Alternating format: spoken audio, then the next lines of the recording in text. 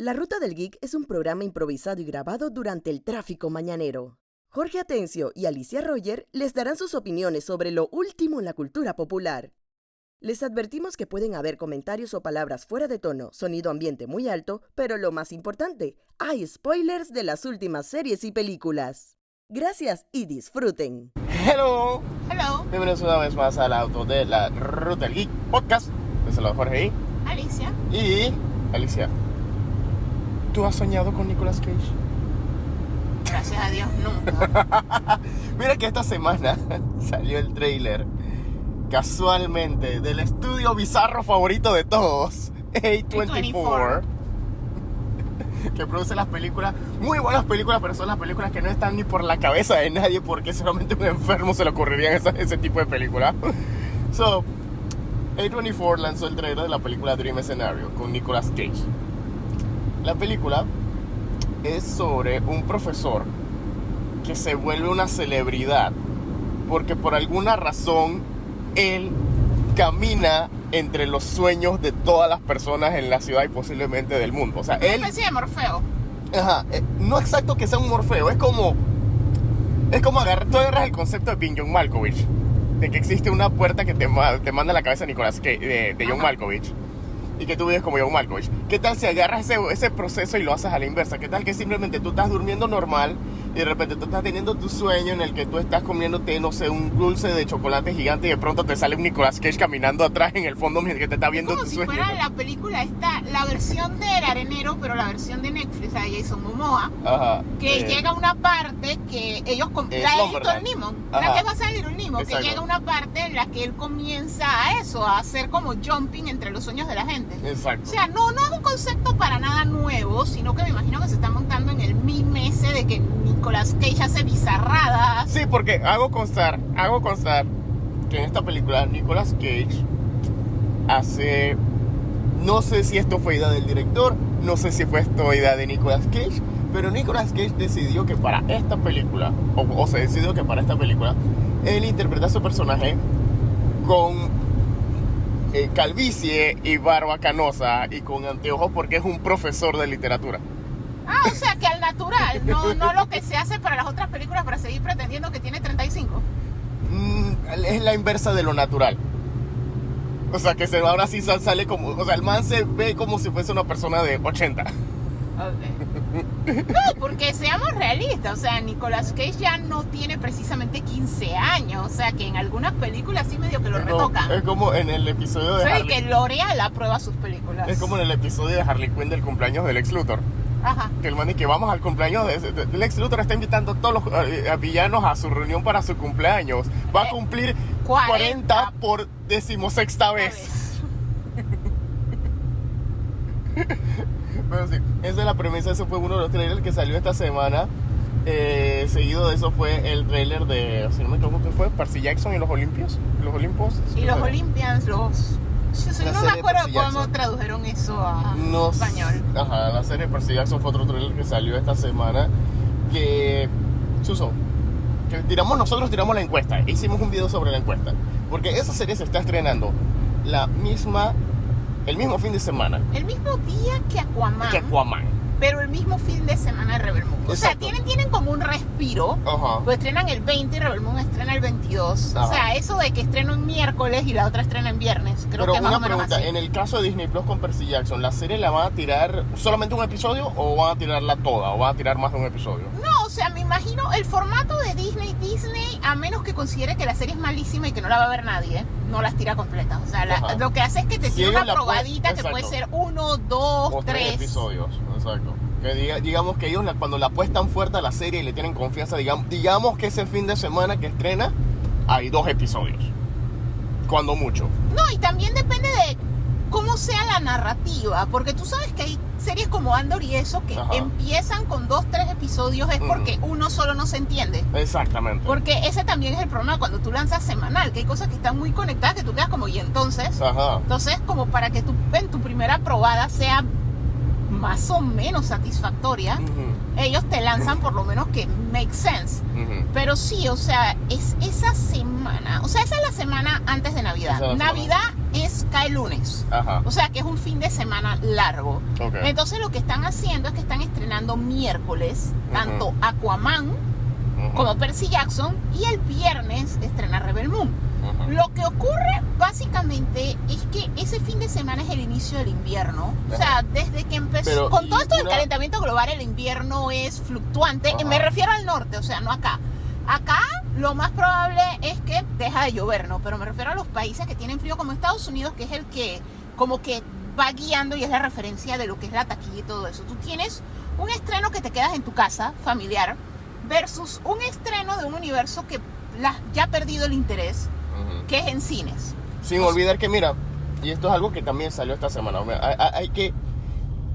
Aquaman 2, mira, hay que venderlo. Aquaman 1 fue un golpe de suerte de DC Comics, del DCU. Fue un golpe de suerte. O sea, es que era refrescante. Era o sea, refrescante. Dentro de lo que cabe, era la más colorida, empezando con todo, y era refrescante, porque es lo que te digo, Aquaman 2, para su desgracia, lastimosamente, con todo esto de que DC muevo mis películas, reacomodo, las retraso, toda la locura esa que ellos hicieron al final, en ese pataleo de ahogado, el problema fue que ellos dejaron que salieran otras películas con temática del mar. Entre ellas, no tanto me preocupa La Sirenita, porque La Sirenita la gente la está viendo ahora en Disney Plus. O sea, en taquilla mundial pero son 570 millones de dólares. Pero Avatar, El Camino del Agua, el whatever del agua, la vaina es que esta película la vio todo el mundo y su hermana. O sea, es una de las películas más taquilleras de la historia del cine, James Cameron, digo.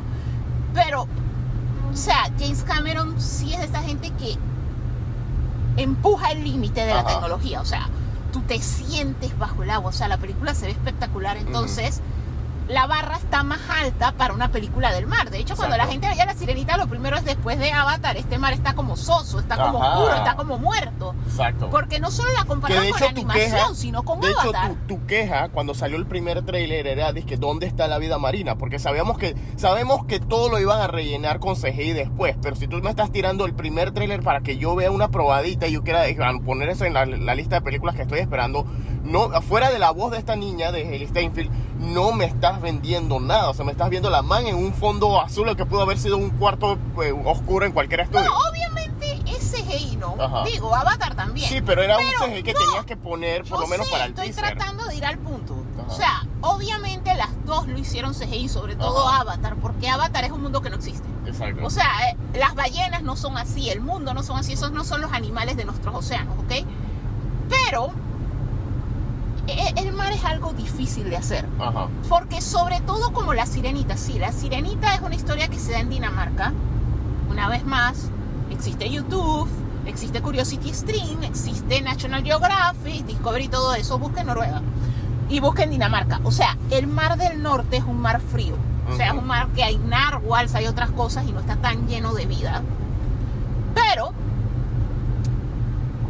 La Sirenita se desenvuelve en el Caribe, es un arrecife de coral en el Caribe, o sea, y literalmente nosotros que vivimos en un país que da al mar Caribe, está lleno de vida, o sea, está lleno de peces de múltiples colores, o sea, una de las mejores experiencias que tú puedes vivir es hacer snorkel en el arrecife de coral en el Caribe, porque está llenísimo de vida, peces de todos los colores que ni te imaginas, mantarrayas, de todo, o sea, lleno de vida.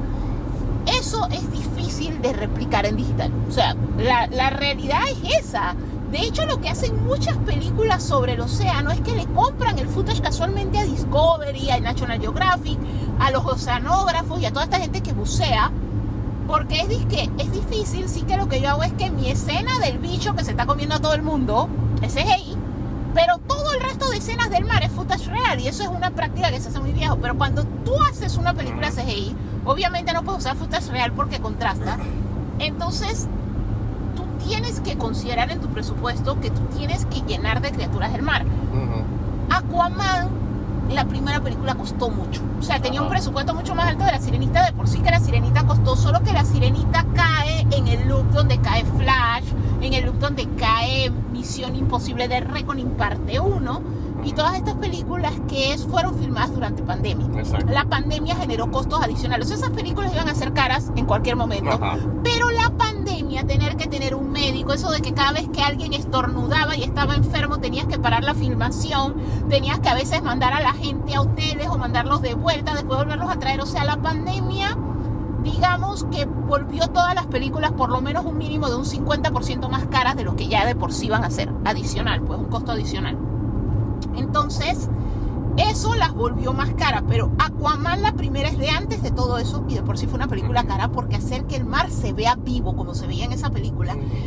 Y ellos lo que lograron fue Aquaman, literalmente en ese sentido de que DC, de hecho David Goyer salió hablando de eso, es que esta semana.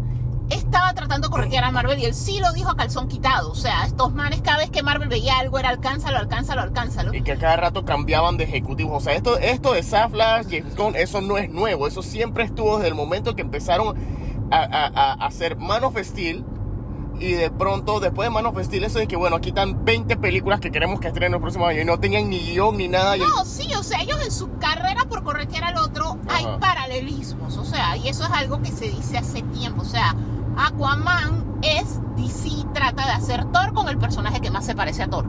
Entonces la película requería mucha fantasía y eso fue algo que James Wan le dio. Exacto. De hecho, cuando yo la vi por primera vez, no solo me recordó a Thor, me recordó a Guardianes de la Galaxia en el asunto de que Guardianes de la Galaxia fue la primera película que expandió el MCU. Comenzó a mostrar planetas, se sentía como Star Wars. O sea, el world building que hizo James Gunn en la primera Guardianes de la Galaxia fue wow, y eso es lo que hizo James Wan con Aquaman, aprovechándose del hecho de que sí, el mar queda en la Tierra, pero el mar pudiera ser un planeta extraterrestre. De hecho, por eso salen películas como Megalodón o películas como Viaje al Centro de la Tierra, porque es tan vasto y tan inexplorado. Pues.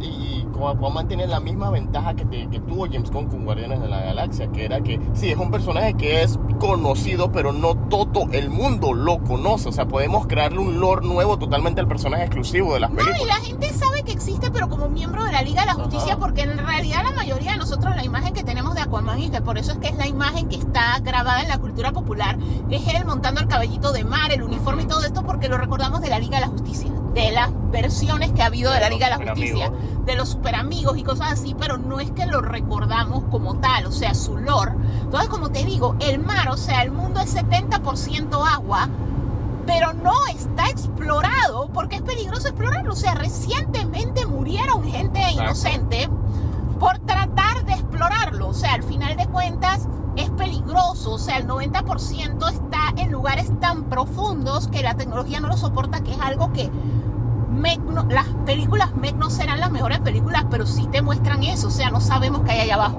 De hecho, constantemente, por eso es que en YouTube tú ves eso de que los megalodones sí están vivos todavía. Hay Cthulhu existe y cosas así, es porque, o sea, no sabemos qué hay.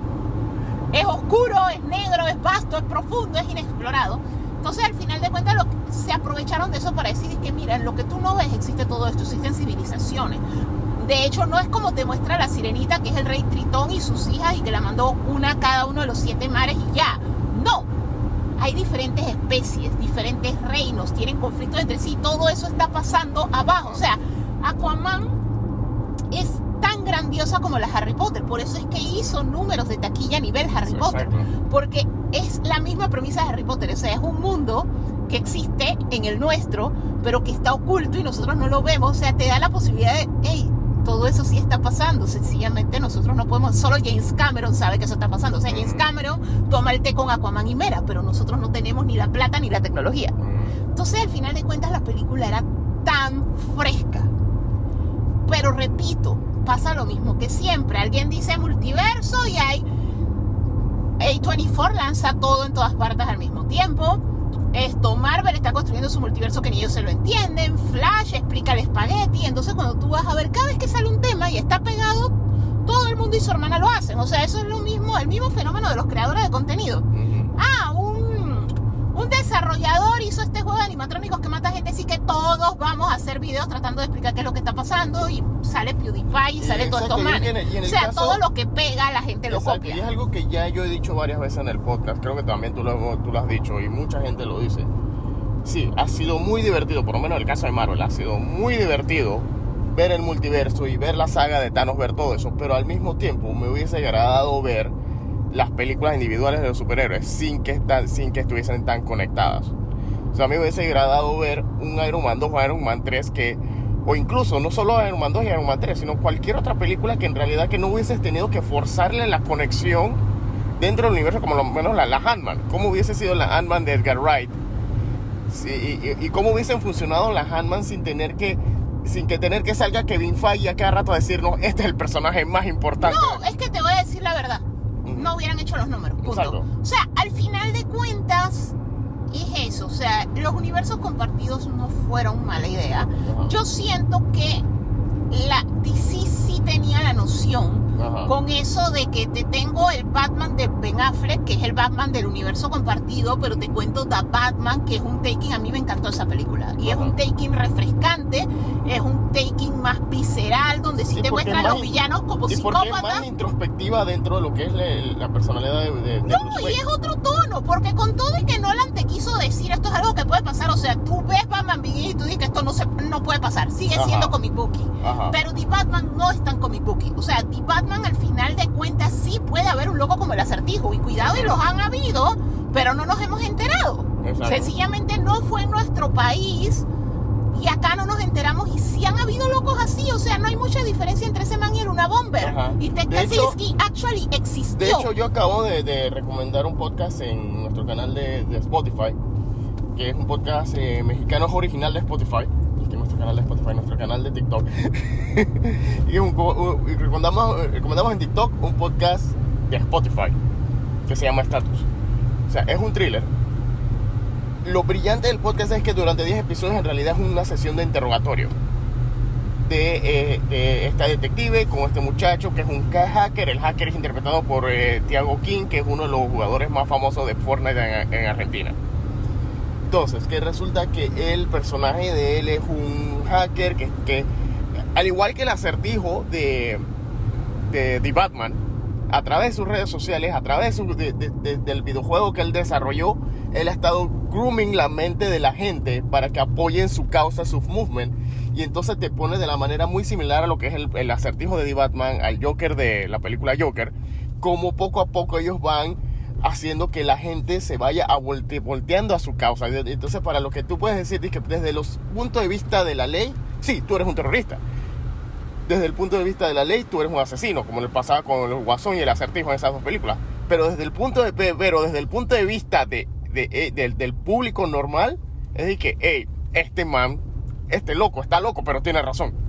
No, pero es que ese es el punto al que te voy. O sea, The Batman con todo y todo ha sido la interpretación más grounded de Batman. Porque como te digo, Ra's al Ghul no lo pudieron aterrizar. O sea, Ra's al Ghul sigue siendo algo que tú lo verías normal en The Shadow. O sea, sí tiene un factor místico que es disque nope. O sea, al final de cuentas sí tiene... Con todo y todo siguen siendo comic book y a cierto grado. O sea, solo el hecho de que no se den cuenta que es Bruce Wayne cuando la tecnología es militar y es de Wayne Industries, bueno, y solo un millonario. No, man, se debió dar cuenta todo el mundo. O sea...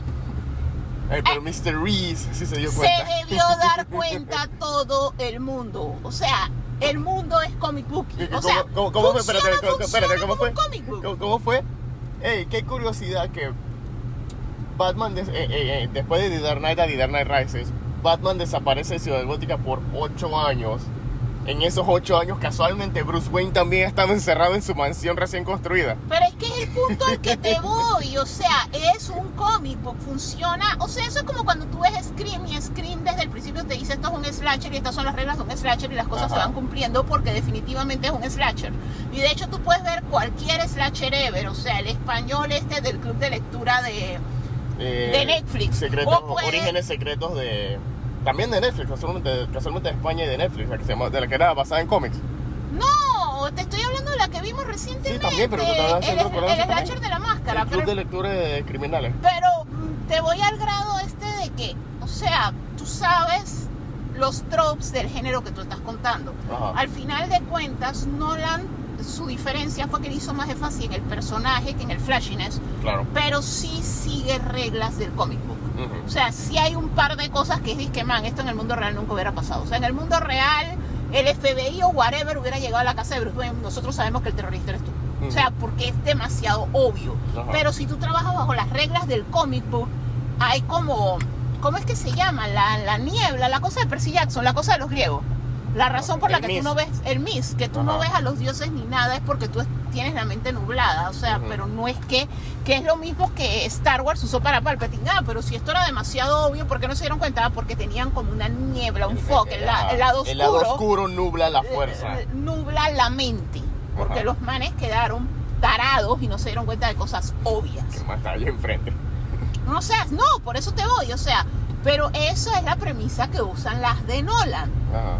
Pero The Batman sí es un poco más grounded, o sea, The Batman sí te pone que es un recurso que honestamente tú sí puedes pensar, o sea, digamos, inclusive en Marvel Ghost Rider es un carro, o sea, un Dodge Charger modificado, una vaina así, es algo más accesible que un tanque grado militar.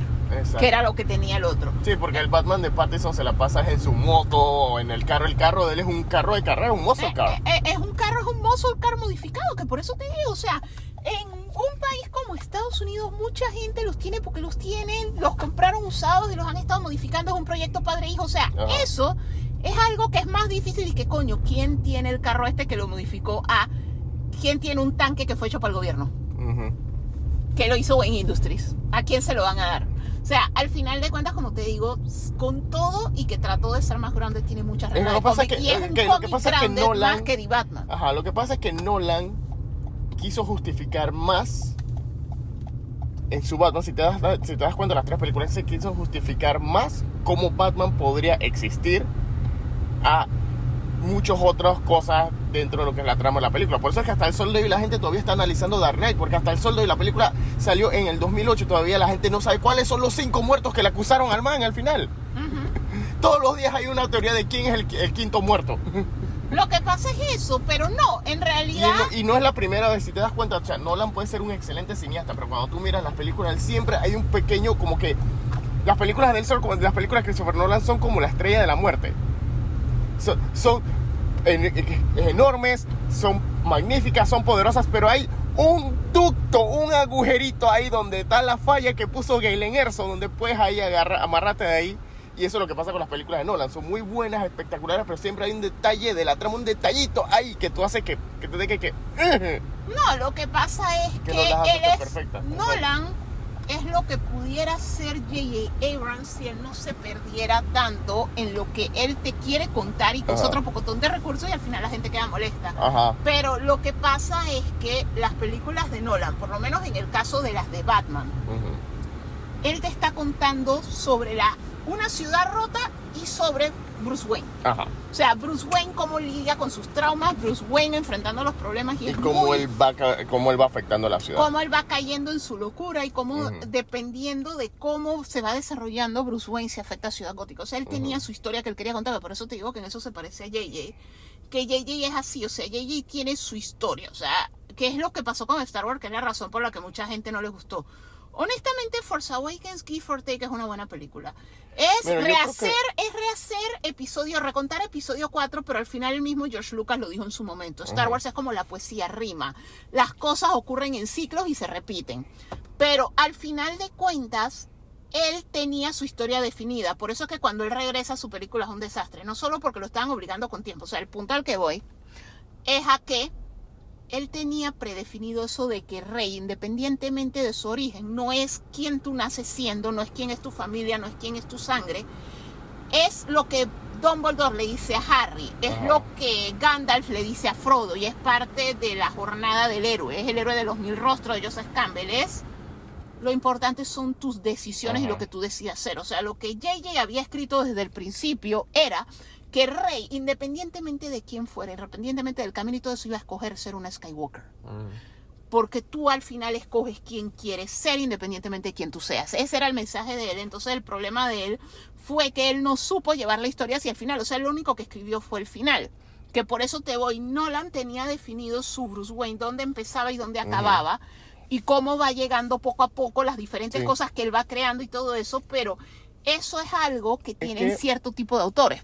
Es que creo que la gran diferencia y la razón por la que, de cierta manera, las dos películas, las dos visiones de Batman funcionan es porque en el caso de Christopher Nolan y Christian Bale y Batman Begins y Dark Knight y la trilogía del Caballero Negro funcionan es porque es como dicen siempre en las series animadas y en los cómics. Ese Bruce Wayne es uno que todavía está en la línea delgada entre la luz y la oscuridad. Es el que todavía él sabe que sus métodos son demasiado extremos, demasiado chiflados, pero él todavía está tratando de bandearse, porque todavía tiene a la guía de Alfred, todavía tiene hasta cierto grado la guía de Lucius Fox, hasta cierto grado la guía de Rachel Dawes. O sea, él tiene todos estos personajes que todavía están apelando al alma de Bruce Wayne. Que no se pierda, que saben que lo que tienen que hacer es necesario, pero que todavía hay una razón por la que Bruce Wayne existe. Mientras que el Batman de Matt Reeves y de Robert Pattinson es un Batman que ya perdió a Bruce Wayne. The Batman se trata de cómo Batman recupera el alma de Bruce Wayne. Esa es la gran diferencia. Es un Batman que ya está, o sea, que le vale ya barrancos todo. O sea, que un Batman que hasta Alfred dice, este es un caso perdido. No, es que por eso te digo, o sea, yo no es que estoy diciendo que una sea superior a la otra tampoco. O que la otra. A mí me gustan las dos. A mí me encantaron las Batman de Nolan, me encanta The Batman. A lo que yo me refiero es en términos de si es, o sea, qué tanto se acerca a la realidad. O sea, al hecho de que mañana apareciera un Batman en una ciudad como gótica, o sea, una ciudad completamente corrupta, etcétera, etcétera, que apareciera alguien. ¿Cuál es la versión que tú sí puedes decir de que esto sería posible? No es la de Nolan. O sea, Nolan te quiere hacer creer que no es un comic book, es un comic book a la visión de él, que la visión de él es, tú en storytelling puedes tomar la decisión. O sea, todos estos superhéroes tienen la doble identidad. Superman también la tiene, y de hecho hay mucha gente que ha tomado la decisión de, como la tomó Zack Snyder en su momento. Yo cuento la historia de Superman y el coño con Clark Kent. Hay mucha gente que esa filosofía es lo que describe Bill en su discurso de Kill Bill. En su discurso de Kill Bill, él es Superman, él es Kal-El, y la pantomima es Clark Kent, y él no es Clark Kent, y Clark Kent no es relevante. Mientras que va a haber gente que siempre te va a decir lo relevante es Clark Kent. Él es Clark Kent, porque va a haber gente que te va a decir la crianza, lo definitivo de Superman es la crianza de los Kent. De hecho, por eso si cae en Rusia, el Superman de Rexon no es el mismo Superman que conocemos. Por eso si pasa Dinale y cae con los Amish, igualmente se desarrolla diferente, porque el factor determinante de quién se vuelve él son los Kent. Todo esto de Nature versus Nurture y eso, que es parte intrínseca de la historia de Superman, para bien o para mal. Pero tú como creador, tú puedes decir, yo lo quiero contar desde Clark Kent, que lo han hecho, de hecho, más que nada en televisión. O sea, nosotros tuvimos que 10 temporadas de Smallville, que era Clark Kent. Como te digo, Lois y Clark, que fueron era Clark 4 Kent. temporadas de Clark Kent, exacto. Y de hecho, Superman and Lois, con todo y que dice Superman, es Clark Kent. O sea, al final de cuentas, la televisión por presupuestos siempre ha preferido contar la historia de Clark Kent. El cine usualmente siempre ha hecho lo contrario. El cine tiene plata, entonces siempre te cuenta el superhéroe, y la identidad secreta es como, chuzo, tengo que meter por lo menos media hora de Clark Kent. Entonces, al final de cuentas, tú sientes el contraste. Pero Nolan, en cine y con plata, quiso contar Bruce Wayne. Que es algo que sí me gustó que lograron balancear, porque las películas de Spider-Man sí te dan esa experiencia de la vida, de la telenovela que es la vida de Peter Parker. Eso es algo que todas las películas de Spider-Man han hecho bien. Más que nada las de Sam Raimi. Por las de Sam Raimi sí te mostraban las escenas de los otros personajes moviéndose. Si te das cuenta, poco a poco, entre más lo fueron integrando al MCU, menos salen los personajes secundarios. Sí son personajes secundarios. No tienes tantas escenas de los secundarios como en las de Sam Raimi. Y siento que Mark Webb en las Amazing Spider-Man, más que nada en Amazing Spider-Man 2, siento que él no supo bandear tantos personajes secundarios y tanto la telenovela de Peter Parker. Creo que Amazing Spider-Man 2, a mí me gusta, pero yo siento que en Amazing Spider-Man y Amazing Spider-Man 2, siento que él le tiró tanto plot secundario a Peter Parker, que llega un momento que ya tú te quedas, que ya basta. No, pero con todo y todo, Spider-Man, a diferencia de, como te digo, en el caso de DC, que es, como te digo, el manejo usualmente siempre ha sido así, excepto por animado, porque el papel aguanta todo cuando dibujaban a mano, o ya después el CGI aguanta todo, pero me refiero a live action, siempre fue una cosa así como televisión tiene menos presupuesto. De hecho, lo veías hasta en CW, o sea, tú veías por episodio de The Flash 40 minutos de Barry Allen y 5 minutos de Flash, porque lastimosamente el presupuesto no les da. Entonces ellos, la identidad secreta siempre sobresalieron más en televisión que en cine. Pero como te digo, o sea, lo que más llama la atención es un director, o sea, sí, yo sé que Batman fue parte de lo que lo creció, pero él ya venía siendo Christopher Nolan. Eso fue lo que le permitió negociar ciertas cosas con Warner. Con todo y eso, él decidió, Warner me va a pagar la plata, porque yo soy Christopher Nolan, pero él decidió enfocarse en Bruce Wayne, inclusive cuando él cuenta los personajes, excepto por el Guasón. O sea, el Guasón, cuando ya llega es el Guasón, y al final de cuentas, independientemente de todo lo que te cuentan, tú no sabes, porque el man cuenta como 3 backstory y tú no sabes cuál es la realidad. O sea, tú al final de cuentas lo único que sabes es un psicópata. Pero, Dos Caras, él no hizo énfasis en Dos Caras. Él hizo énfasis en Harvey Dent. Él hizo énfasis en Harvey Dent, porque él te contaba Nolan, lo humano. De hecho, hasta Scarecrow te hacía más énfasis en él como humano. De hecho, lo que la gente se le olvida, porque la gente siempre desde que salió Dark Knight es que me hubiese gustado ver más de Dos Caras. De hecho, The Dark Knight se trata de él. O sea, Harvey Dent es, por así decirlo, el surrogate. Es el personaje que Nolan y que David Goyer están utilizando para demostrar lo débil que es la vida en Ciudad Gótica. O sea, eso es lo que están utilizando. Te están diciendo que una persona tan pura como Harvey Dent le puede pasar una trastada y se va a volver otro loco más de la Asilo Arkham. Al final de cuentas es la historia que ellos siempre han estado contando, que en cómic, no en adaptación porque lo adaptaron horrible, pero en cómic siempre la premisa es como Killing Joke. O sea, una tragedia te define. Y diferentes tipos de tragedias han definido a todos los villanos de Batman, pero había algo distinto en la química de Bruce Wayne.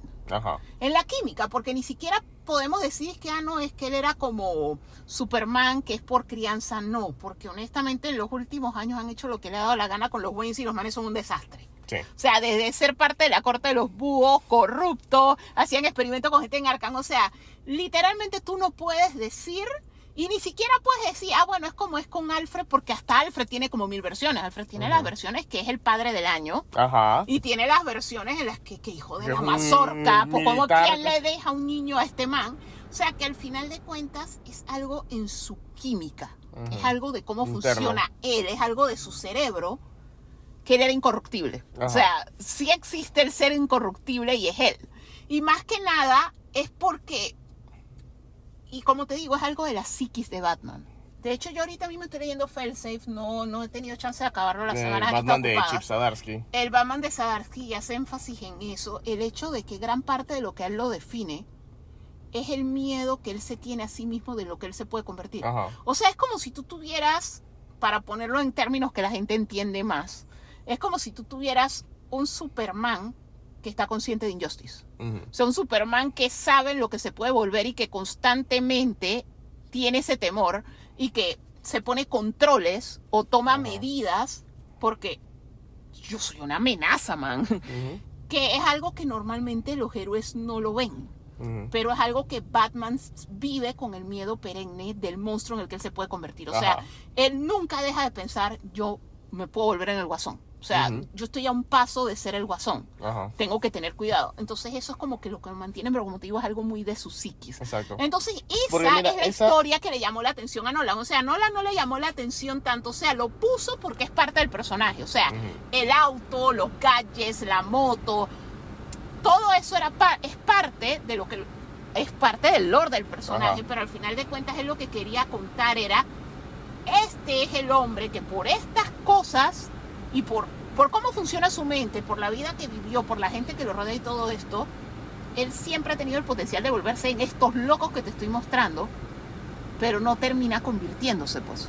O sea, esa es la historia. Eso le llamó más la atención a Nolan que todo lo demás. Mientras que a la gente usualmente es que chuzo, qué coreógrafo me busco, qué carro más loco me dice. Exacto, que eso fue lo que se perdió, porque por lo menos Tim Burton estaba clarito en eso.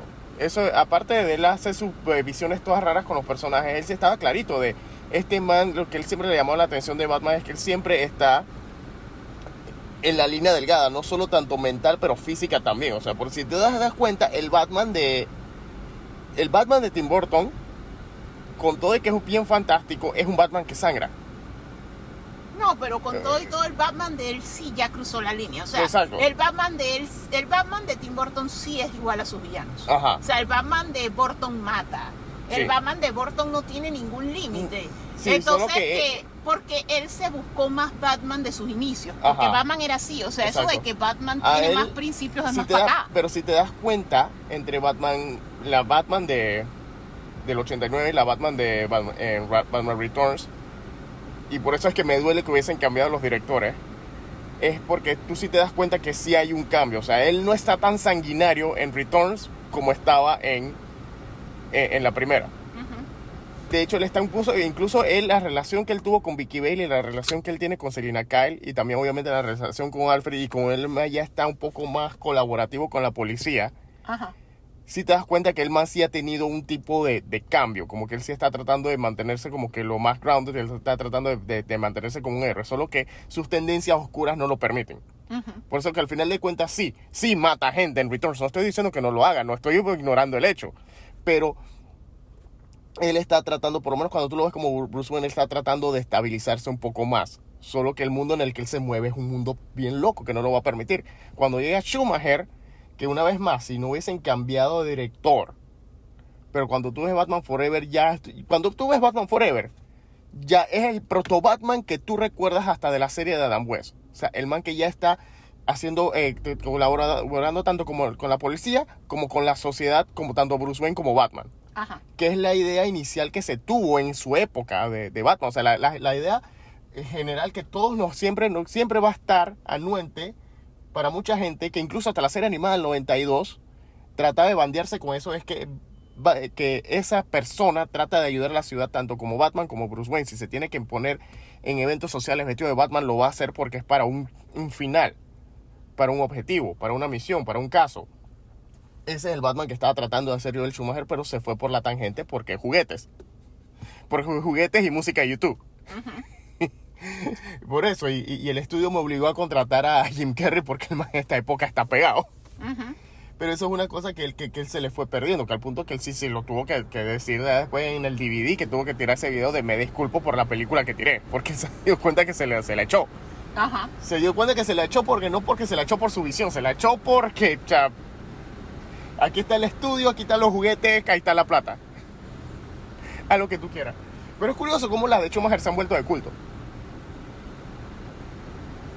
Sí, es que lo que pasa es que al final de cuentas Pasa lo mismo que Star Wars, que hay una generación que las vio de niño. Hay una generación que, y eso es un criterio que a la gente se le olvida. O sea, cuando normalmente el niño promedio no es muy picky en lo que ve mientras tenga la típica cosa que le gusta a los niños. Por lo menos a los niños usualmente les gusta la acción. Ajá. O sea, si tu película tiene un nivel de peleas y todo eso, los chiquillos no se fijan en si tiene trama. Es muy raro un chiquillo que vea tramas. Ajá. De hecho, por eso yo siempre te dije que yo era una niña peculiar, porque a mí me gustaban películas por la trama. Pero no es lo convencional, por así decirlo. O sea, usualmente a los niños les gustan las películas porque tengan acción, o porque tengan chiste, o porque los personajes, cómo se visten o cómo actúan, es algo que yo me quiero ver así. O sea, por ahí más o menos la cosa. O sea, es muy raro que sea que a mí me gustan porque no, es que es la película que ganó el Oscar en el año que yo tenía 5 años. No. O sea, a menos que la descubras años después, ¿no? Entonces, en ese sentido, sí, o sea, los niños que crecieron con esas películas no tienen la perspectiva del que ya la vio como adolescente o adulto, que podía decir que esto es ridículo. Es lo mismo que pasó con las precuelas. O sea, hay toda una generación de personas de, ¿qué te puedo yo decir? Alrededor de 35 menos, que aman las precuelas, o sea, las consideran buen Star Wars. Mientras que muchas personas que las vimos después de haber visto lo otro era como, sí, pero no. De hecho, yo aprendí a apreciar episodio 1 más después de que vi Memento. Porque Memento de Nolan lo que me enseñó fue que a veces el director con la película quiere hacer que tú sientas lo que siente el personaje y veas la película a través de los ojos del personaje. Y eso es arriesgado, porque a veces eso backfires. De hecho, tú sabes que otra película hace eso, pero lo hace bien. La primera es Harry Potter. La primera Harry Potter es mágica porque tú la ves a través de los ojos de Harry. De hecho, todas las películas de Harry Potter son como las novelas. Son a través de sus ojos. Por eso cuando él se pone adolescente, las películas son oscuras y molestas. No es solo porque Voldemort sube. Es porque el chiquillo está amargado, porque ya está grande y tú percibes las cosas distintas con la edad, ¿no? O sea, ya él llega a un punto que él ya está y que, pero ¿por qué me tocó vivir esta vida tan desgraciada? Pues, que es algo que el niño dice que ya me han pasado estas cosas, pero tengo magia. Entonces, Memento lo hace muy bien. O sea, tú en Memento tú no entiendes lo que está pasando hasta el final. Porque tú lo estás viendo como el personaje. Y cada vez que él se para y no sabe cómo carajo llega a un lugar, tú tampoco. Entonces, es lo que le hace brillante. De hecho, que eso es algo que hace brillante episodio 1. Entonces, episodio 1 es así. Está vista desde la perspectiva de un niño de 8 años. De hecho, tú te das cuenta, incluso hasta las escenas en las que no está Anakin, tú te das cuenta los tiros de cámara, la iluminación. Es un niño de 8 años. La estás viendo desde la perspectiva de un niño desde antes que entre el niño en escena. Sí, o sea, la película está vista desde la perspectiva un niño viendo el universo, un niño que vive en el universo de Star Wars, un niño que inclusive nació en un planeta donde es esclavo, entonces por consiguiente para él todo es nuevo, o sea, desde la primera vez que él ve una nave, todo porque era un niño, que eso es lo que se repite en el sequel trilogy con Rey. Rey es igual, o sea, Rey la dejaron como de 4 años en un planeta que es un basurero espacial, entonces tú la ves que desde el principio todo le emociona, todo le llama la atención, porque es como alguien que viene del campo a la ciudad y sus edificios, el metro, oh my God. Es lo mismo, entonces está visto desde esa perspectiva. Entonces, ese episodio 1 lo hizo bien. El problema con episodio 1 es que es una película desde la perspectiva de un niño de 8 años. La gente que la vio de 30 es que porquería más grande es esta. Y bueno, retomando lo del tema de Aquaman, porque nos fuimos por otro lado. Muchas tangentes. Retomando el tema de Aquaman, o sea, ahora mismo el problema que tiene Aquaman 2 tiene muchos problemas. Ahora mismo. O sea, como mencionábamos, es eso, que el agua ha salido a relucir en otros contenidos que lo han hecho superior, que es el problema. Bueno, exacto, problema número 1. Aunque esa lista de problemas vamos a tener que hacerla en otro tipo de orden, pero el problema número 1 es el agua. Problema 2. Amber Heard, ese iba a ser el problema número 1, pero ahora el problema de Amber Heard. No, porque es que Amber Heard no todo el mundo, o sea, yo sé que el juicio lo pasaron polémico, por internet, hay un resumen del juicio en Netflix ahora mismo. Pero aún así hay un porcentaje de gente que no está al tanto de las noticias de farándula. Entonces va a ser como lo de Ezra Miller, o sea, es mentira decir que The Flash no lo vieron porque Ezra Miller le pegó a gente en Hawái. O sea, no lo vieron porque ya no era relevante, no lo vieron porque la campaña publicitaria fue rara, y esas campañas de internet de influencers de Stephen King y Tom Cruise dicen que mi película es lo máximo una vez más. Eso cómo se entera mi mamá, por poner un ejemplo. Usemos el ejemplo más clásico que se usa para todo. O sea, cuando tú quieres saber en campo, o sea, y es algo que se usa en presentaciones, cuando tú quieres hacer presentaciones y quieres que sean efectivas a la audiencia, tú las practicas con alguien como tu mamá. Es alguien a quien tienes al alcance y es alguien que muy probablemente no trabaja contigo y no conoce el tema. Entonces, si tu mamá la entiende, cualquiera la entiende. Es lo mismo, o sea, siempre piensen, mi mamá y mi familia saben quién es Amber Heard, empezando por ahí. Entonces ya con eso tú tienes una referencia, por lo menos de que, hey, los mortales, tal vez esta no es la razón por la que no vayan a ver la película, sino que sencillamente Jason Momoa, primero que todo, no está tan activo como antes. O sea, él hizo su película esta de Netflix de basada en Little Nemo, que le fue ahí más o menos. Hubo gente que le gustó. O sea, no está mala. La serie esta que él estaba haciendo de Apple TV está así. Pero sí ya se acabó. Sí, yo sé que se acabó, pero igual, es una serie que le pasa lo mismo que a Slumberland. O sea, no estaba mala, pero sé que sabemos. No, sí era muy buena. Lo que pasa es que Apple TV Plus es un servicio que muy poca gente tiene. Hay demasiados streaming, empecemos por ahí. Entonces Apple TV Plus es el streaming que tú tienes porque te lo regalan por el teléfono, pero nosotros, Latinoamérica, es territorio Android, no es territorio iPhone. O sea, entonces al final de cuentas, ¿qué tanta gente y de hecho tú te das cuenta cada vez que tú hablas de una serie, por más bueno que sea el contenido de Apple TV Plus, la gente te mira raro. O sea, la serie tiene que memificarse, tiene que trascender de tal manera de que la gente la busque en Cuevana. Pero ese servicio no lo tiene la gente. O sea, ese es uno de los servicios. O sea, yo creo que más gente tiene Paramount Plus. Sí, porque la ventaja que tiene Paramount Plus no solo porque está el servicio streaming, sino que Paramount Plus, si no me equivoco, está saliendo como un canal en ciertos servicios de cable. Sí, o sea, al final de cuentas esa era la parte que yo te decía. O sea, lo que ocurre es eso. O sea, hay tantos streamings Hay streamings que tienen la ventaja que tiene Netflix. Netflix para todos los propósitos fue el primero. Ser el primero te da beneficios. O sea, mucha gente lo tiene. Ajá. Sin contar que Netflix, su estrategia esa de distribuir contenido mundial o comprar contenido de plataformas que no existen acá. O sea, hay películas de Hulu, como casualmente Boss Level este fin de semana, que terminan en Netflix porque Hulu no existe en Latinoamérica. Ajá. O sea, que haya gente con VPN como nosotros que lo podemos acceder es una cosa, pero el servicio oficialmente no existe en nuestro mercado.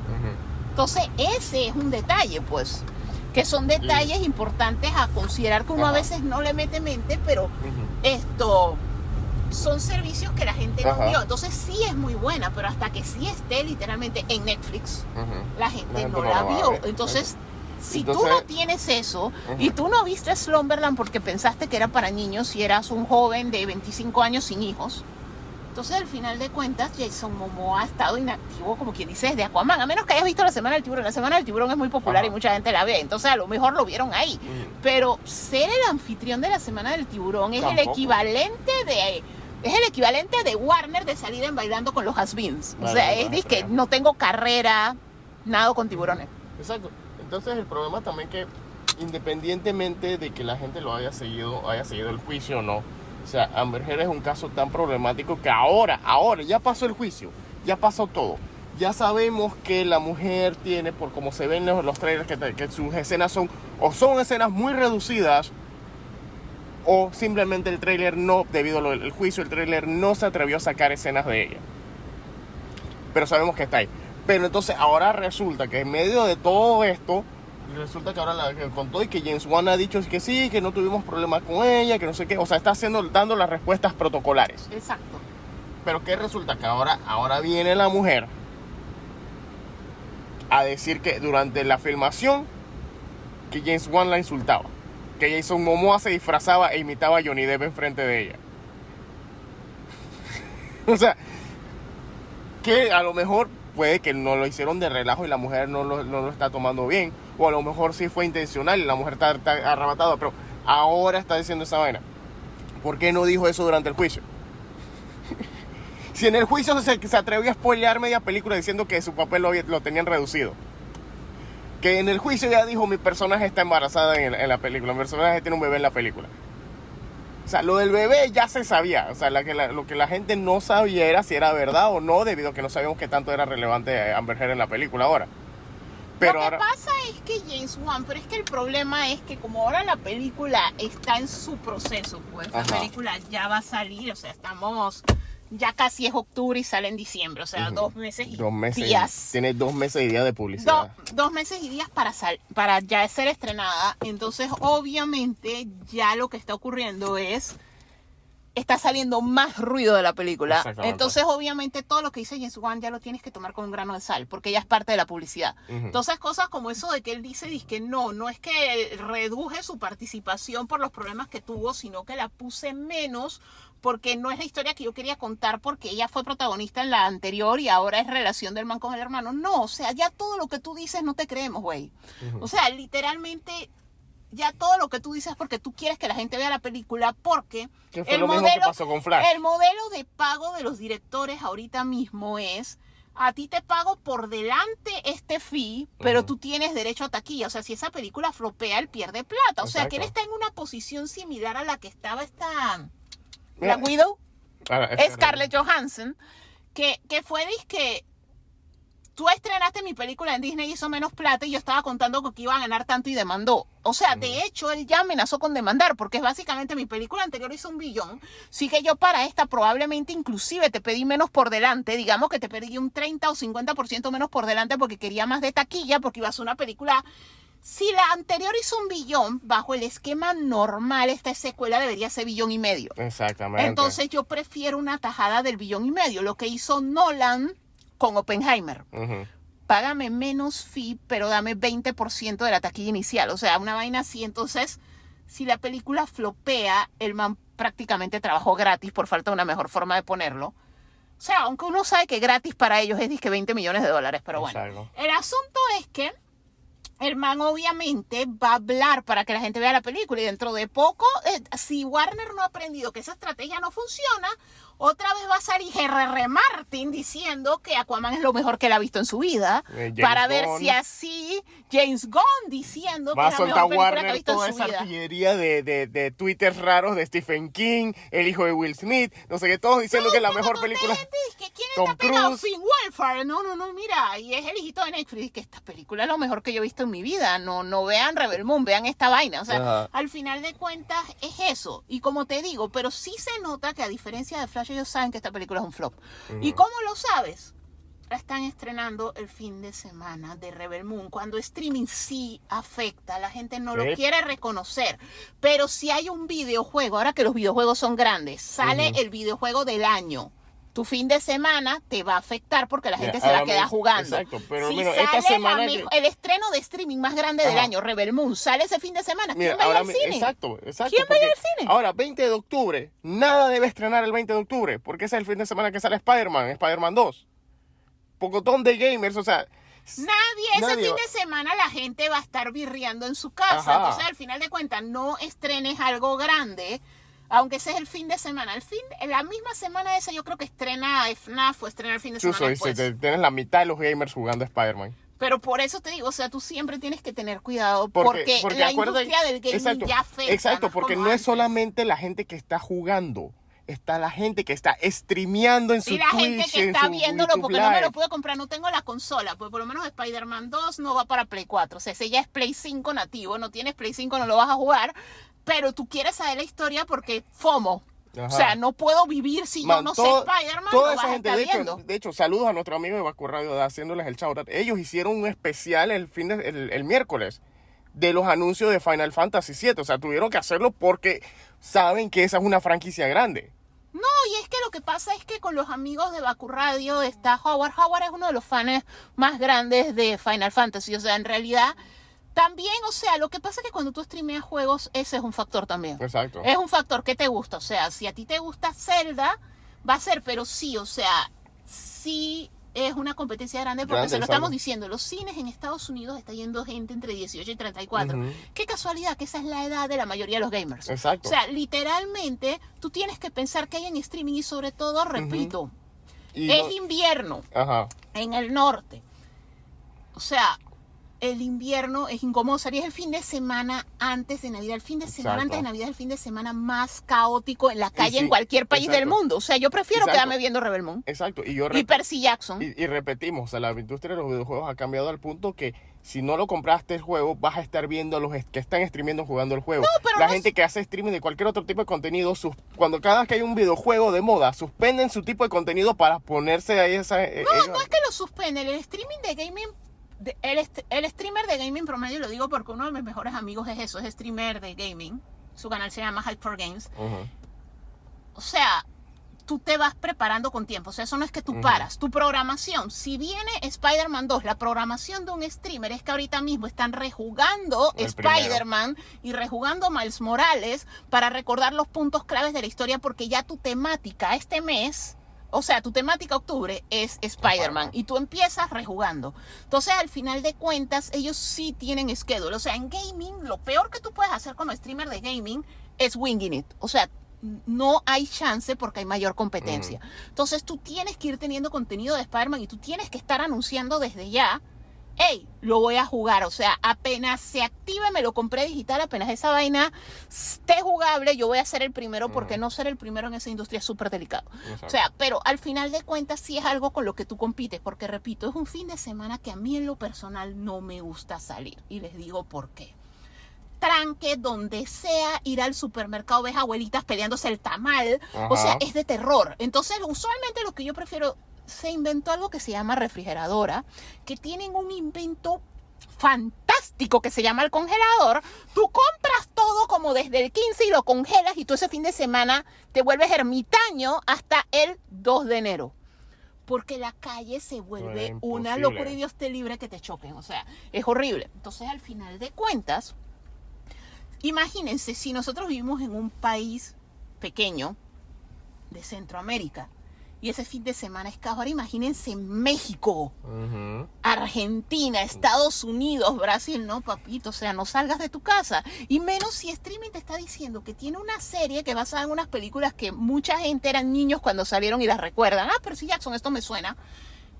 O la película de él, Zack Snyder. Ujú. O sea, al final de Que cuentas, ya Zack Aquaman la Snyder- están tirando a que Zack fracasar. Snyder- exacto, tú sabes que ya Zack Snyder, y se nota aquí en este podcast, o sea, Zack Snyder ya ha llegado a un punto que él ya ha trascendido, aunque tú no sepas Es quién un es él. evento, es un evento. Va a salir en streaming, pero es un evento. Su película- La única razón por la que ese fin de semana tan caótico la gente iría a cine es si Netflix la tira a cine. Ujú. Que Netflix lo ha hecho. Netflix con sus estrenos grandes para poder que compitan para Oscar, y esta es una película que puede ganar en los Oscars técnicos, lo que hacen es que reservan cines una semana o 2 semanas antes, Sí. la cantidad mínima de cine, y lo ponen en cines Sí, una es semana o rápido. 2 semanas. O sea, esa es la única manera en la que yo veo a la gente, pero la gente no va a ir al cine por Aquaman ese fin de Exacto, semana. Yo exacto. siento que esa película la están tirando y no la archivaron No, y como eso- Batgirl porque están contractualmente obligados con Ujú. James Wan a y sin sacarla. olvidar que recuerden que primero que está en los últimos de las últimas semanas de septiembre, que empieza el contenido de Halloween. Pero también hay que recordar que hay otro contenido con el que no hemos estado sospechando. Recuerda que el 29 de septiembre arranca Gen V. No, pero es que Ya estábamos di- hablando de Aquaman. Aquaman es diciembre. Ah, Por eso es ok. que no estamos hablando de nada de ahora. Sí, o sea, yo no, te estoy no, pero hablando de lo recuerda- que pasa en diciembre porque estamos hablando de Aquaman. No, sí, yo sé, sino que recuerda que cuando que hay cierto contenido que empieza allá, que como son series, sí lo tiren semanal, que puede que vaya a afectar también. No, pero usualmente la norma es que las series que son por episodios Ujú. tratan para no tener que pausar por Navidad, las paran antes. Ok. O sea, casi todas las series que comiencen entre octubre y noviembre van a haber terminado casualmente esa semana. Esa puede que sea la semana de Ujú. final de temporada. Ujú. Porque tú sabes que la gente está con otro mindset, sobre todo en Estados Unidos, que acuérdate que es un país grande y que la gente se desplaya. Ajá. O sea, que tu mamá vive en Florida, pero tú vives en Chicago, pero tu hermano vive en Nueva York. Entonces, esos días casualmente donde estrenan esas vainas son los días que la gente se está moviendo. O sea, también son horribles para viajar en aeropuertos. Sí. Porque la gente está regresando. Es decir, nosotros que vivimos en un país que es un país con mucho inmigrante o con mucho trabajador que no son locales, sino que están acá por trabajo, pero sus familias no. O sea, esa semana en los aeropuertos es horrible. Ujú. Entonces, al final de cuentas, como te digo, son fechas en las que tú te mueves porque te tienes que mover. O sea, para que una película pegue, ya han pegado. Star Wars ha estrenado en esa época. Spider-Man No Way Home estrenó un 17, o sea, estrenó en esa época. Estrenó en diciembre. O sea, la gente sí sale si es un event film. Lastimosamente, Aquaman 2 no lo es No porque es. es la última película en un universo que se está cerrando. Un universo que no tuvo continuidad y que sus Ujú. últimos estrenos la gente ya no lo Ajá. estaba viendo porque la ahora conexión mismo- viene por ahí. ahora mismo- Tú tienes que haber visto la anterior. Ahora o mismo sea, lo único que está moviendo, lo único que le está dando esperanza a Aquaman es la controversia, no la de Amber Heard, sino lo de la gente que sale de los cómics, si matarán al bebé o si se cortan la mano. yo siento que Pero yo creo que eso es lo único Yo que está moviendo la siento- película, porque cuando salió el trailer eso fue lo único que se habló esa semana. Ni siquiera, porque lo que pasa es que nosotros nos movemos en un mundo de gente geek. Ajá. Entonces la gente geek y morbosa. Y sabemos que es gente morbosa, pues esa es la razón por la que Dark Knight hizo los números que hizo. No lo hizo por buena, porque antes de verla tú no sabías que era buena. La gente la vio porque el actor se mató. Ujú. Porque no solo somos geeks, somos morbosos. O sea, la gente quiere saber si Warner se atreve en cines, no en la casa de uno en HBO, a matar a un bebé que ya mostraron en el trailer que es adorable porque es lo que ocurre en el cómic. Ahora bien, no sé si lo hemos hablado en podcast, sé que lo hablamos en el review. En los primeros screenings y focus group que hicieron de la película, la gente se paraba y salía, que nosotros inicialmente asumimos que era porque salían Berger y era que esta mujer difamó a Johnny Depp, yo quiero a Johnny Depp porque independientemente de la edad que tú tengas, tú eras niño cuando Johnny Depp hizo algo grande. Ujú. Entonces al final de cuentas yo amo a Johnny Depp, odio a esta pendeja. Ujú. Entonces nosotros pensábamos que era por ahí, pero ¿qué tal si sí hubo un draft en el que mataban al bebé y la gente se salía porque se indignaba? Eso es algo que recientemente me da risa porque ha sido polémico, porque inclusive cuando nosotros lo ponemos la gente y que qué mal educado, te invitan al cine y te sales porque no te gustó algo. Con el perdón de todos los que dijeron esto, pero si a mí no me gusta es mi plata y yo me salgo, y si me invitan es mi tiempo y yo me salgo, eso no me hace maleducada ni nada, sino que yo estoy en mi derecho a salirme si algo no me gusta. O sea, digo, en el pasado a las obras de teatro le tiraban tomates. O sea, tú como público también tienes derechos. Si yo estoy viendo una película y sale algo que a mí me ofende o no me gusta, estoy en mi derecho a salirme. La vida es muy corta para sufrir ansiedad y eso. Dije, ¿por qué?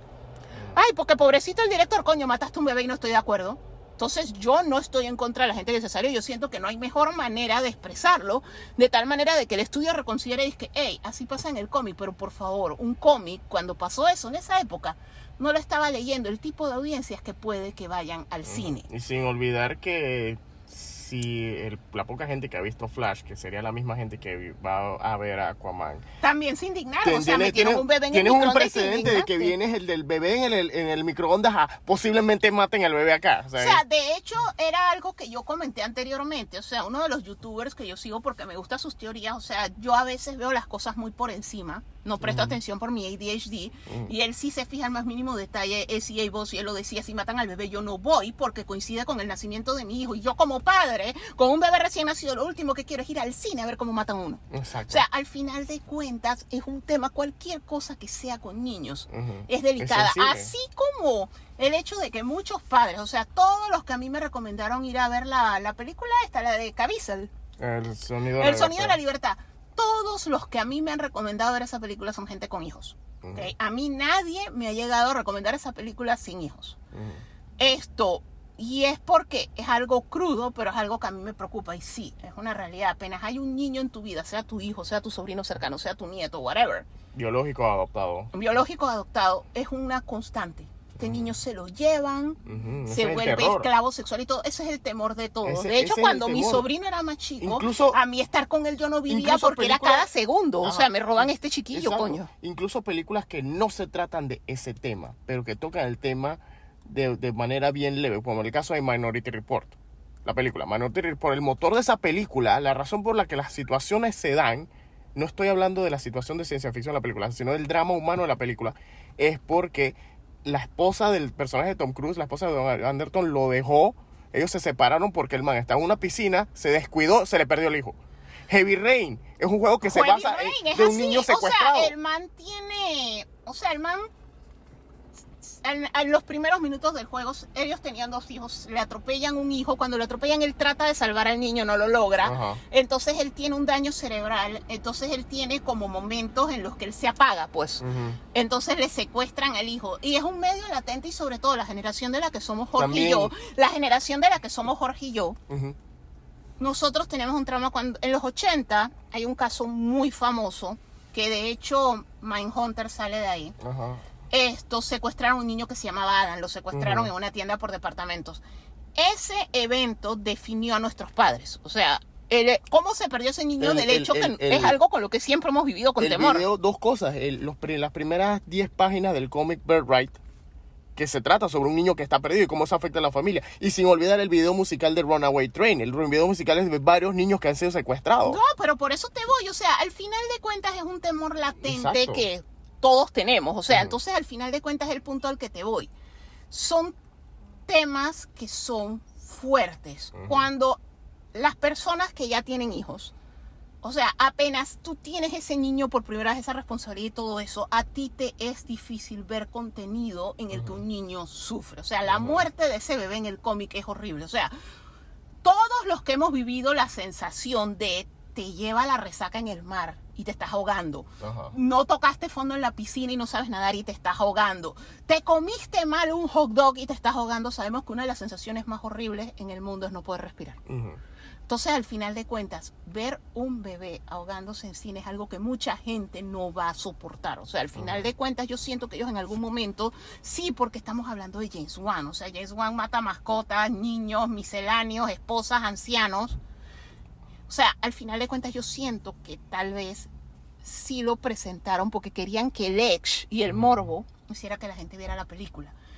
Pero una cosa es el morbo ese de la vida real del actor se murió, y otra cosa es el morbo de que tú mates a un niño de una manera que, aunque lo hagas off cámara, pero que tú sepas, eso es muy fuerte para ciertas audiencias. O sea, yo te lo digo, yo conozco más de 4 personas que se saldrían. O sea, Yo, para que yo me salga de una película, como te digo, tiene que ser algo que vaya en contra de mis valores. Tiene que ser algo que yo no esperaba ver.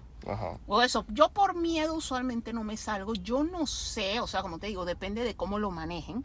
Pero yo siento que la gente sí está en su derecho. Y yo siento que si era algo que tú debes expresar, porque te lo digo, no es algo para todo público. Hazlo en la versión animada, que la ven 4 gatos en su casa. Pero no lo hagas en una versión masiva. A menos que tú en verdad lo que quieras es una campaña de morbo. Entonces, al final de cuentas, tienes el morbo de quiero ver qué le hacen a esta pendeja porque en la vida real la detesto. Y el morbo de que matan a un niño. Entonces yo siento Y el otro morbo de quiero ver si Momoa se corta la mano para que le pongan el garfio. Y qué tal, y quiero ver qué tan gráfico hacen esa escena. O sea, yo honestamente te digo que o sea, yo siento que tienes lo tres morbos más en contra de la película. innovador que ellos pudieron haber hecho con esa película es meterle más tecnología. O sea, en vez de tener Avatar de rival, tenerla de amiga. Exacto. Haber hecho la película para IMAX y haber llevado al mar a otro nivel que tú digas, que coño, yo tengo que ver esta película porque es revolucionaria. O sea, sí, por la situación de Amber Heard, aunque no todo el mundo lo sabe y no es la razón por la que no todo el mundo lo vería, pero yo lo hubiera reducido a su mínima expresión. Yo sí realmente, por el bien de la película, yo lo hubiera despedido y hubiera dicho que murió fuera de cámara. Y mejor, si en la película hay un bebé, murió dando a luz. O sea, estadísticamente hablando ocurre bastante. Era lo que iba a hacer, era la teoría que yo tenía sí cuando la mujer empezó a decir que eso pasaba en el juicio, pues. Entonces, yo pensaba que eso era lo que iba a ir por allá. La hubiera sacado. Y entonces, al final de cuentas, mi marketing yo lo hubiera hecho por el cutting edge de la película. O sea, que el mar se viera de una manera porque la gente iba por eso. Avatar 2 no tiene trama. Es malísima. Los hijos del mar los atrapan 5 veces. La otra pendeja lo único que hace es llorar raro toda la fucking película. Hizo casi $2 billones. Y es que no hizo $2 billones. Entonces, la gente la vio porque el mar se veía wow. Porque en serio, es malísima. O sea, la 1 era Pocahontas en el espacio, Danza con Lobos en el espacio. El libro de Boba Fett, que también ocurre en el espacio. Llámenlo como quiera. Pero la 2, Dios mío, yo quería agarrar Soy Saldaña y meterla en una licuadora a ver qué salía. O sea, no, qué vaina más horrible de película, pero el mar se veía espectacular. Al final era una película de experiencia. Era una película que se veía bien en IMAX y en Dolby y la gente pagó por ir a Sala Cara y pagó por ir a Sala Cara varias veces porque era 3D y 3D nativo del que tú no lo puedes reproducir en tu casa porque para sorpresa de nadie los televisores 3D no pegaron. Mareaban, daban dolor de cabeza, eran caros y la gente quería televisores con internet. Entonces, al final de cuentas, nadie los compró y eso ya no existe. Entonces, la única manera de ver Avatar como James Cameron intended era en el cine. La gente fue y la vio varias veces, pero la película está malísima. Entonces, al final de cuentas, si tú estás viendo que tu película está malísima, la hubieras filmado IMAX espectacular con un marketing que yo no tengo que volver a ir a la playa. Esto es la playa. De hecho, y la razón por la que a veces que yo tengo ciertas discordancias en opiniones de películas con Alicia es porque por lo menos en un curso de apreciación de cine te van a decir eso. Aunque la película esté mala, búscale lo técnico porque eso es lo que la salva a veces. Y de hecho, ¿cuántas películas no han ganado premios, no han ganado reconocimiento y son malísimas? ¿O cuántas películas a nosotros nos han gustado y que la gente dice que son malísimas? Es porque nos gusta cómo se ve, nos gusta lo bonito, lo práctico. Son así, o sea, las Avatar son obras de arte de la tecnología, pero como repito, la primera literalmente es Pocahontas o Danza con Lobos. O sea, es el conquistador que se enamora del aborigen y ella le enseña a apreciar la naturaleza. O sea, lo único que te falta es la abuela Sauce. Y de hecho está la abuela Sauce, solo que no tiene cara. O sea, literalmente es Pocahontas in space. Entonces, luego viene la segunda y no tiene nada. La película es completa y absolutamente hueca, pero el mar nunca se había visto así. O sea, de hecho, tú vas a la playa y tú esto es de baja definición, Dios. Te está ganando James Cameron, papá. Tienes que subirle porque James Cameron ya lo hizo mejor que tú. O sea, a ese grado.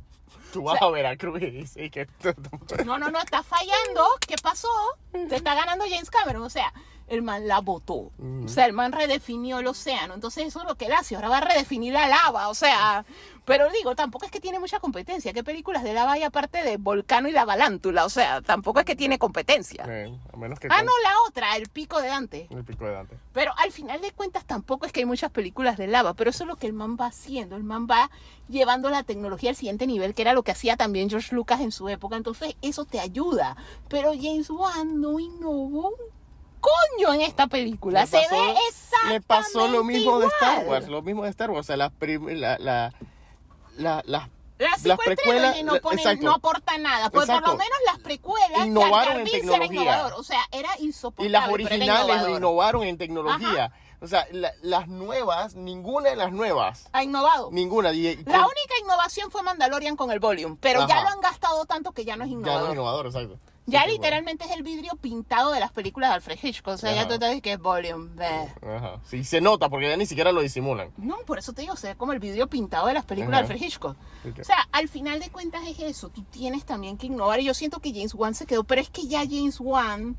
No, y sin olvidar, recuerda que él pidió menos, lo que tú mencionaste, él pidió menos presupuesto y tenía, quién sabe que en medio de todos los cambios de dirección que había en Warner. No, también es que hubo muchos cambios de dirección, pero el punto al que te voy es, la historia puede ser a veces mala si tienes tecnología, pero no tiene ni tecnología ni historia. O sea, no hay razón para ver esa película, excepto que el bebé se ve adorable. Ajá. Tiene los cachetitos así todos rojitos y qué bonito se ve. Sí, porque por tampoco... 20ª vez un actor samoano hace la jaca, o sea... Ajá. Sí, porque ese es el otro detalle, que tampoco es que estás trayendo personajes nuevos, estás repitiendo los mismos villanos de la película anterior. O sea, están tan a lo seguro que hasta eso lo están haciendo. Lo que pasa es que como en la primera, lo que pasa es que están haciendo la Rápido y Furioso. En la primera, el verdadero villano era el hermano y Black Manta estaba ahí. Ajá. Entonces, Black Manta se quiere vengar. Entonces, Black Manta en esta es el villano, pero Black Manta... O sea, en realidad se están copiando la historia de la Sirenita, porque lo que pasa en esta película, por los trailers y el resumen de la película, es que Black Manta, en su set de venganza, encuentra un tridente y lo posee básicamente Úrsula. O sea, lo posee un espíritu vengativo del pasado. Un tridente que como se ve que está recubierto con una piedra verde, hay gente que está teorizando que es kriptonita. Y la kriptonita... Porque es que la kriptonita Lex Luthor la encontró en el mar. Ajá. Entonces, al final de cuentas, es como, será kriptonita, pero no, es magia del mar, es Úrsula. O sea, ellos lo que están haciendo es la magia marina, que eso ya ellos lo habían mostrado en la primera. Entonces, el tridente está poseído por un viejo rey del mar que está bravo porque los ancestros de Aquaman, Tritón y toda esa gente lo tumbaron, pues, golpe de estado y vaina. Entonces el man está manipulando a Black Manta. O sea que al final de cuentas Black Manta va a terminar en la barbecue del final de la película, porque esto es Rápido y Furioso. Es Rápido y Furioso en el agua. Eso es lo que es esta película, es Rápido y Furioso en el agua. Lo único que le falta es la roca, pero es que ya lo usaste en Black Adam. Pero honestamente yo hubiera traído a Black Adam una sola vez más para que salga en la barbacoa al final de Aquaman. Porque de que viene, porque Dios mío, es Rápido y Furioso bajo el agua. Bueno, con esos pensamientos lo dejamos y nos vemos. Gracias por acompañarnos. Chao.